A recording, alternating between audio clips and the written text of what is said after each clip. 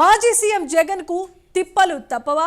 2024 కంటే 2025లోనే తీవ్ర ఇబ్బందులు ఉండబోతున్నాయా? ఓవైపు ఓటమి, మరోవైపు కుటుంబ సమస్యలు, అవినీతి, ఇంకో పక్క అక్రమాస్తుల కేసుతో ఉక్కిరిబిక్కిరవుతున్నారా? వచ్చే ఏడాది మరిన్ని చిక్కులు ఉండబోతున్నాయా? ఈడీ సిబిఐ కేసుల ఉచ్చు బిగుస్తుందా? వైసీపీ నేతల జంపింగ్ను జగన్ ఎలా తీసుకోబోతున్నారు? ప్రస్తుత పరిణామాలు ఏం చెబుతున్నాయి?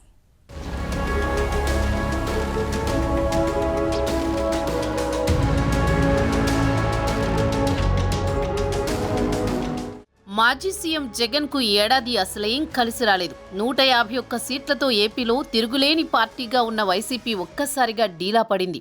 2024 సార్వత్రిక ఎన్నికల్లో కేవలం 11 అసెంబ్లీ సీట్లు, 4 పార్లమెంటు స్థానాలకు పరిమితమయ్యింది. గత జగన్ కేబినెట్లోని మంత్రుల్లో ఒక్క పెద్దిరెడ్డి రామచంద్రారెడ్డి తప్ప అంతా ఓడిపోయారు. వైనాట్ 175 నవరత్నాల పేరిట ప్రజల్లోకి వెళ్లినా షాక్ తప్పలేదు. అప్పట్నుంచి జగన్కు అసలు సినిమా మొదలైంది. వరుసగా షాకులు తగులుతూనే ఉన్నాయి. ఒక్కొక్కరిగా కీలక నేతలంతా పార్టీని వీడుతున్నారు. వైసీపీకి రాజీనామా చేసి కూటమి బాట పడుతున్నారు. నియోజకవర్గాల వారీగా నేతలతో సమావేశమైన పరిస్థితులు మారడం లేదు. నేతలెవరూ ఆగడం లేదు.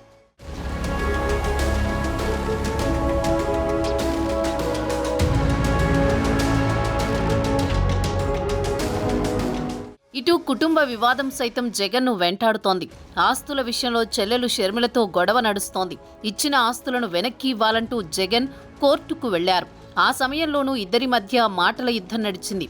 అన్నా అంటే ఇదేనా అంటూ బహిరంగంగానే షర్మిల విమర్శలు ఎక్కుపెట్టారు. ఆ వ్యాఖ్యలకు జగన్ కౌంటర్ ఇచ్చినా ఆమె తిరిగి రీకౌంటర్ ఇచ్చారు.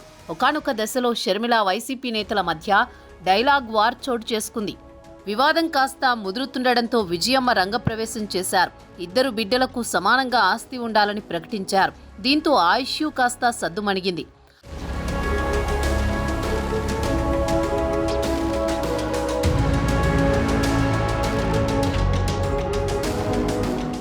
ఆస్తుల వివాదం చల్లారగానే అదానీ వ్యవహారం వెలుగు చూసింది. అప్పటి ఏపీ ప్రభుత్వ పెద్దలకు భారీ స్థాయిలో ముడుపులు వచ్చాయన్న వ్యవహారం అమెరికాలో వెలుగు చూసింది. అంతా జగన్ డైరెక్షన్లోనే చేశారన్న ఆరోపణలు వచ్చాయి. ఈ వ్యవహారంతో మాజీ సీఎం కాస్త ఇబ్బందులు పడ్డారు. మరోవైపు గత వైసీపీ ప్రభుత్వ అవినీతి అక్రమాలపై కూటమి సర్కార్ ఫోకస్ చేసింది. ఇసుక, మద్యం విషయాల్లో అక్రమాలు జరిగినట్లు గుర్తించారు. ఆ ఉచ్చు కూడా జగన్ దాకా వస్తుందా అన్న చర్చ నడుస్తోంది. ఆయన వరకు వస్తే మరోసారి కేసుల చుట్టూ తిరగాల్సి వస్తుందన్న వాదన ఉంది. తిరుమల లడ్డూ వ్యవహారంలోనూ జగన్పై తీవ్ర విమర్శలు వచ్చాయి.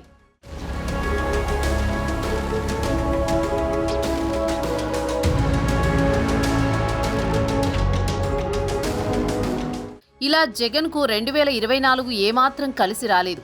అప్పటి వరకు తిరుగులేని శక్తిగా ఉన్న ఆయన కాస్త జీరో అయ్యారని రాజకీయ పండితులు చెబుతున్నారు. 2025లోనూ ఇబ్బందులు తప్పేలా కనిపించడం లేదు. అక్రమాస్తుల కేసులో మరింత ఉచ్చు బిగుస్తున్నట్లు తెలుస్తోంది. విచారణను ఈడీ, సిబిఐ వేగవంతం చేశాయి. ఇటు జగన్ కేసు బదిలీ, బెయిల్ రద్దు పిటిషన్లపై విచారణను మరోసారి వాయిదా వేసింది సుప్రీంకోర్టు. ఈ సందర్భంగా విచారణలో జాప్యంపై ఈడీ, సిబిఐ అధికారులు అఫిడవిట్ రూపంలో నివేదిక ఇచ్చారు. స్టేటస్ రిపోర్ట్ పరిశీలనకు జగన్ తరపు న్యాయవాదులు సమయం కోరారు. ఇటు రఘురామ దాఖలు చేసిన 2 పిటిషన్లపై విచారణ జరిపింది సుప్రీంకోర్టు. సిబిఐ, ఈడీ ఇచ్చిన నివేదికలు పరిశీలించాక తీర్పు ఇస్తామని స్పష్టం చేసింది. తదుపరి విచారణను జనవరి 10కి వాయిదా వేసింది.